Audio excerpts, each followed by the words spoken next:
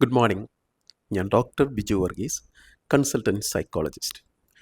നിങ്ങളുടെ കുട്ടികളോട് ഈ താഴെ പറയുന്ന കാര്യങ്ങൾ ഒരു കാരണവശാലും നിങ്ങൾ ചെയ്യാൻ പാടില്ലാത്തതാകുന്നു. ആദ്യമായിട്ട്, കുട്ടികളുടെ മുമ്പിൽ വഴക്കിടുന്നത്.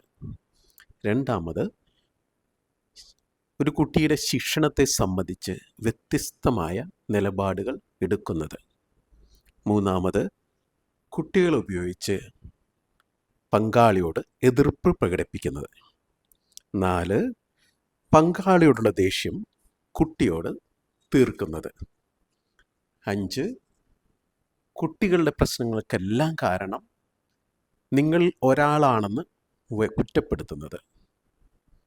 6, ശിക്ഷണം ഒരാളുടെ മാത്രം ഉത്തരവാദിത്തമാണെന്ന് വരുത്തി തീർക്കുന്നത്.